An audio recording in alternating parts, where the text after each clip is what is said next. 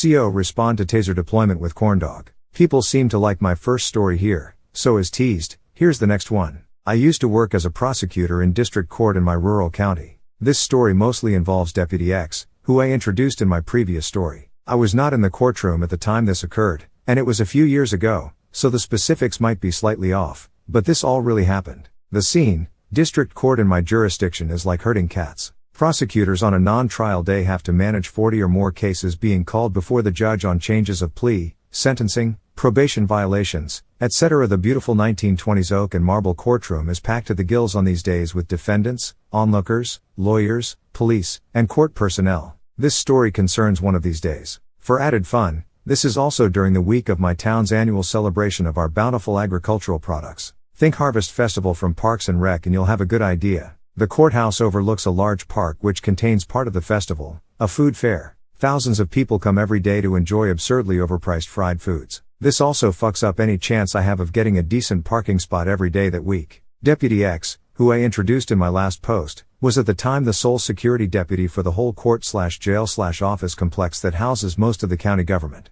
Mostly his hands were full dealing with festival goers wandering into the courthouse causing problems. He was in no mood to put up with bullshit, and would use the easiest possible solution to save his energy for when it mattered. He is a great deputy, and definitely the guy I want at my side, more accurately, in front of me while I hide under my table, if shit gets bad in the courtroom. If something happens, Deputy X can radio the jail for backup, and they'll send corrections officers, COs, running. Enter Big John. My fellow prosecutor is handling the criminal docket that day, and Big John, name changed to protect the stupid, is scheduled to appear before the court. Big John is well known to Deputy X and many other Leos in the area. He is a frequent flyer on district court airlines, but mostly a low-level offender. I don't think he's ever done serious time in prison, but he constantly instigates fights and commits other low-level crimes. His Tinder profile would include the line likes, throwing my size around in fights I started. Dislikes, people that carry badges and guns. And quad. Takeaway, he's really big, he likes to fight cops, and Deputy X knows this. Deputy X becomes an old-timey logger.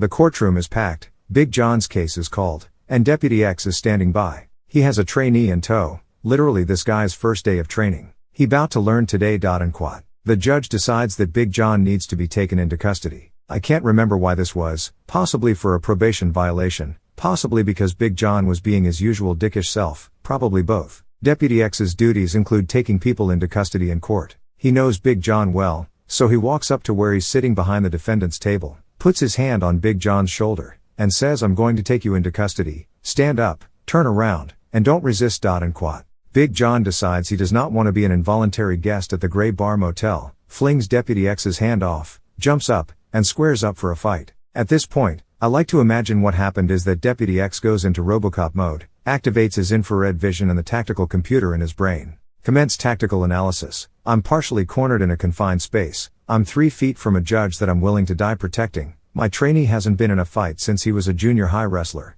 I'm surrounded by civilians including lawyers who will be very upset if they get blood on their immaculately pressed suits. My backup is 4 to 5 minutes away, and I'm squared off with a huge man whose chief contribution to the world is his willingness to fight law enforcement. Tactical analysis complete. Situation: suboptimal. Possible solutions: A. Risk getting the lawyer's suits bloody in a hands-on battle royale. B. Thomas a Swift's electric rifle. That is honest to God what Taser stands for. Look it up. Selection: computing, select B. Deputy X draws his taser, aims, and pop ! Bzzz crackle bzzz. Perfect contact to the torso, solution B successful.